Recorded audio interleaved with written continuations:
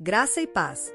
Meu nome é Daniela Yugenberg e hoje é nosso terceiro dia do plano de leitura bíblica, que traz por título Realização Profissional. Vamos à lição de hoje. O trabalho é redimido. Após meses de trabalho árduo, o negócio se concretiza. As vendas disparam depois que um novo produto é lançado com sucesso. Um novo membro de uma equipe agrega valor e energia. Os projetos são concluídos no prazo. Em meio a lutas e obstáculos, vemos vislumbres de sucesso. Na dificuldade do trabalho, temos esperança. Graças à graça de Deus, não estamos presos na queda para sempre. Em Gênesis e na história da criação, aprendemos a origem de nosso trabalho. Na queda, conhecemos as difíceis realidades do trabalho. Cristo viveu uma vida terrena e morreu uma morte horrível para pagar o salário do nosso pecado. Este ato de sacrifício redime e nos liberta de uma vida escravizada ao pecado. Podemos começar a ver o desenrolar das consequências pecaminosas da queda. Temos uma antecipação do mundo vindouro, de como as coisas poderiam ser. No entanto, ainda enfrentamos os obstáculos do pecado em nosso trabalho diário. Aguardamos a restauração final quando Cristo voltar para fazer novas todas as coisas. Uma perspectiva centrada em Cristo.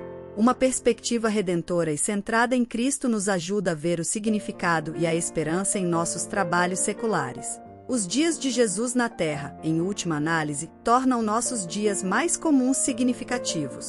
Ele morreu para redimir nosso pecado e toda a criação, incluindo o trabalho. Sem a redenção de Cristo, nosso trabalho seria atormentado por nosso pecado. Agora, o trabalho de nossas mãos é importante. Podemos ajudar a trazer redenção a todas as facetas do trabalho, promovendo o reino de Deus. Somos chamados a servir fielmente em nossa vocação à luz do Evangelho. Nossa vocação pode não ser levar o Evangelho a novos lugares e pregá-lo para pessoas que nunca o ouviram, mas ainda é importante ser fiel no trabalho secular. Ao fazermos nosso trabalho diário, devemos fazê-lo com a esperança da ressurreição, quando tudo será corrigido e o pecado não existirá mais. Devemos nos esforçar para trazer ordem à desordem, tratar os outros com amor e demonstrar integridade em tudo o que fazemos. Nosso trabalho, se for feito para a glória de Deus por meio de sua graça, demonstra a natureza do reino de Deus. O sacrifício de Cristo nos liberta das garras do pecado hoje, não apenas na eternidade. Por causa da redenção de Cristo, nosso trabalho tem significado e, quando feito para a glória de Deus, nosso trabalho é bom. O lixeiro trabalha todos os dias para manter a criação de Deus limpa. O contador traz ordem às finanças e planilhas caóticas. O médico redime a doença e cura a dor. O professor compartilha conhecimentos e habilidades com crianças e adultos. O artista e o músico capturam, interpretam e retratam a verdade de muitas formas. Todo trabalho bom e honesto pode trazer redenção à criação de Deus.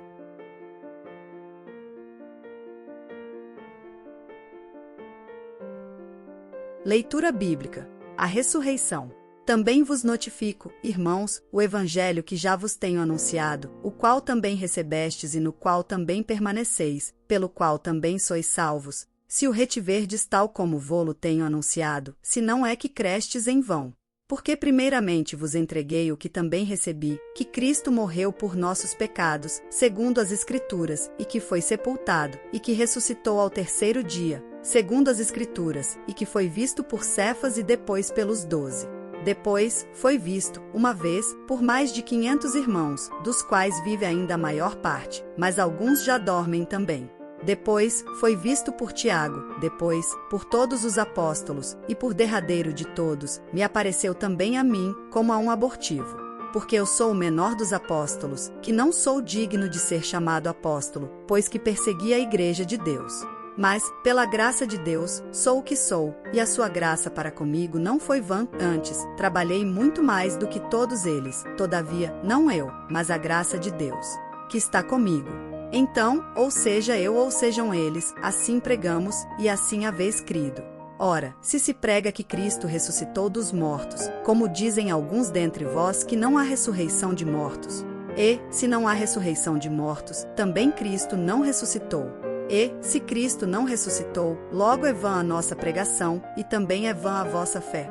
E assim somos também considerados como falsas testemunhas de Deus, pois testificamos de Deus, que ressuscitou a Cristo, ao qual, porém, não ressuscitou, se, na verdade, os mortos não ressuscitam. E, se Cristo não ressuscitou, é vã a vossa fé, e ainda permaneceis nos vossos pecados. Porque, se os mortos não ressuscitam, também Cristo não ressuscitou. Se esperamos em Cristo só nesta vida, somos os mais miseráveis de todos os homens. E também os que dormiram em Cristo estão perdidos. Mas, agora, Cristo ressuscitou dos mortos e foi feito as primícias dos que dormem. Porque, assim como a morte veio por um homem, também a ressurreição dos mortos veio por um homem. Porque, assim como todos morrem em Adão, assim também todos serão vivificados em Cristo. Mas cada um por sua ordem, Cristo, as primícias, depois, os que são de Cristo, na sua vinda. Depois, virá o fim, quando tiver entregado o reino a Deus, ao Pai, e quando houver aniquilado todo o império e toda potestade e força. Porque convém que reine até que haja posto a todos os inimigos debaixo de seus pés. Ora, o último inimigo que há de ser aniquilado é a morte. Porque todas as coisas sujeitou debaixo de seus pés. Mas, quando diz que todas as coisas lhe estão sujeitas, claro está que se excetua aquele que sujeitou todas as coisas. E, quando todas as coisas lhe estiverem sujeitas, então, também o mesmo Filho se sujeitará àquele que todas as coisas lhe sujeitou, para que Deus seja tudo em todos. Doutra maneira, que farão os que se batizam pelos mortos, se absolutamente os mortos não ressuscitam? Por que se batizam eles, então, pelos mortos? Por que estamos nós também a toda hora em perigo? Eu protesto que cada dia morro gloriando-me em vós, irmãos, por Cristo Jesus, nosso Senhor. Se, como homem, combati em Éfeso contra as bestas, que me aproveita isso, se os mortos não ressuscitam? Comamos e bebamos, que amanhã morreremos. Não vos enganeis, as más conversações corrompem os bons costumes. Vigiai justamente e não pequeis, porque alguns ainda não têm o conhecimento de Deus, digo-o para vergonha vossa. Mas alguém dirá, como ressuscitarão os mortos? E com que corpo virão? Insensato! O que tu semeias não é vivificado, se primeiro não morrer. E, quando semeias, não semeias o corpo que há de nascer, mas o simples grão, como de trigo ou doutra qualquer semente. Mas Deus dá-lhe o corpo como quer e a cada semente, o seu próprio corpo. Nem toda a carne é uma mesma carne, mas uma é a carne dos homens, e outra, a carne dos animais, e outra, a dos peixes, e outra, a das aves. E há corpos celestes e corpos terrestres, mas uma é a glória dos celestes, e outra, a dos terrestres. Uma é a glória do sol, e outra, a glória da lua, e outra, a glória das estrelas, porque uma estrela difere em glória de outra estrela. Assim também a ressurreição dos mortos. Semeia-se o corpo em corrupção, ressuscitará em incorrupção. Semeia-se em ignomínia, ressuscitará em glória. Semeia-se em fraqueza, ressuscitará com vigor. Semeia-se corpo animal, ressuscitará corpo espiritual. Se há corpo animal, há também corpo espiritual. Assim está também escrito: o primeiro homem, Adão, foi feito em alma vivente, o último Adão, em espírito vivificante. Mas não é primeiro o espiritual, senão o animal, depois o espiritual. O primeiro homem, da terra, é terreno, o segundo homem, o Senhor, é do céu. Qual o terreno, tais são também os terrenos, e qual o celestial, tais também os celestiais. E, assim como trouxemos a imagem do terreno, assim traremos também a imagem do celestial. E, agora, digo isto, irmãos, que carne e sangue não podem herdar o reino de Deus, nem a corrupção herda a incorrupção. Eis aqui vos digo um mistério, na verdade, nem todos dormiremos, mas todos seremos transformados, num momento, num abrir e fechar de olhos, ante a última trombeta.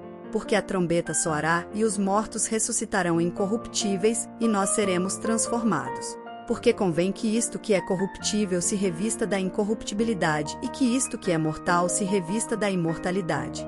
E, quando isto que é corruptível se revestir da incorruptibilidade, e isto que é mortal se revestir da imortalidade, então, cumprir-se-á a palavra que está escrita: tragada foi a morte na vitória. Onde está, ó morte, o teu aguilhão? Onde está, ó inferno, a tua vitória? Mas graças a Deus, que nos dá a vitória por nosso Senhor Jesus Cristo. Ora, o aguilhão da morte é o pecado, e a força do pecado é a lei. Portanto, meus amados irmãos, sede firmes e constantes, sempre abundantes na obra do Senhor, sabendo que o vosso trabalho não é vão no Senhor. 1 Coríntios 15, 1:58. Estou feliz que esteja seguindo firme no propósito da leitura deste plano bíblico.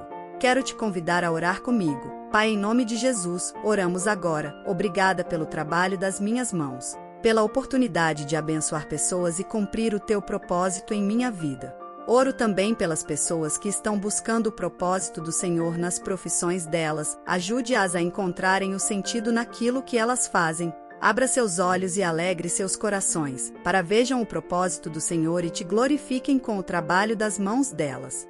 Oro ainda, pelas pessoas que estão desempregadas, abra as portas de emprego para essa moça, esse rapaz, para essa mãe de família, esse pai de família que está sem seu sustento. Ajude-os, ó Pai de amor, para que o teu nome seja glorificado. Oramos em nome de Jesus. Amém, Senhor. Amém, Jesus. Muito obrigada por nos acompanhar neste terceiro dia deste devocional, e eu te convido a voltar amanhã, no mesmo horário. Se desejar, deixe seu pedido de oração, que eu estarei orando por você. Deus abençoe e até amanhã.